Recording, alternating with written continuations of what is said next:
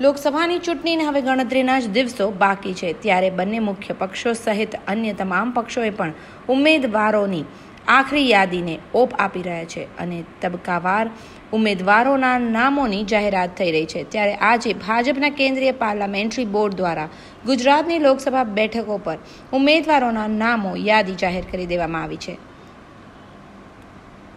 જે નામો જાહેર કરવામાં આવ્યા છે તેમાં જે રીતે પ્રબળ શક્યતાઓ દર્શાવવામાં આવી રહી છે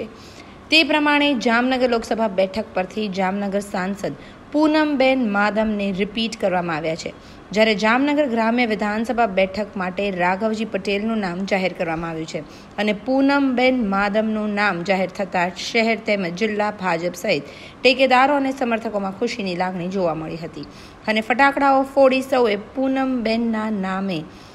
વધાવી લઈ તેઓની જીત માટેની તૈયારીઓ આરંભી દેવા ખુશીથી ઝૂમી ઉઠ્યા હતા। હું માનનીય નરેન્દ્રભાઈ, રાષ્ટ્રીય અધ્યક્ષ શ્રી અમિતભાઈ, રાજ્યનું સર્વે મુખ્ય નેતૃત્વ અને જિલ્લાના સર્વે કાર્યકર્તાઓ અને આદરણીય નાગરિકોનો ખૂબ ખૂબ આભાર માનું છું, જેમની લાગણીથી મને ફરીથી એક વખત આ જવાબદારી ઉમેદવાર તરીકેની પાર્ટીએ મારા પર મૂકી છે અને ભૂતકાળમાં પણ મને સૌનું માર્ગદર્શન સહકાર ખૂબ જ પ્રાપ્ત થયો છે। તો એવી રીતે આવતા દિવસોમાં પણ દરેક વ્યક્તિનો સહકાર, આશીર્વાદ અને માર્ગદર્શન પ્રાપ્ત થશે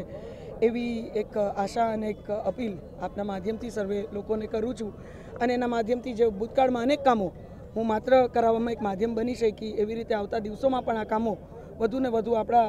લાભો કેન્દ્રમાંથી આપણને પ્રાપ્ત થાય એ પ્રકારના કામો હું કરી શકું, એ માટે આપ સૌનો સહકાર અને આશીર્વાદ અને માર્ગદર્શન હંમેશા મળશે એવી આશા સાથે વંદે માતરમ ફરીથી એક વખત આપ સૌનો ખૂબ ખૂબ આભાર માન્ય વિનમું છું।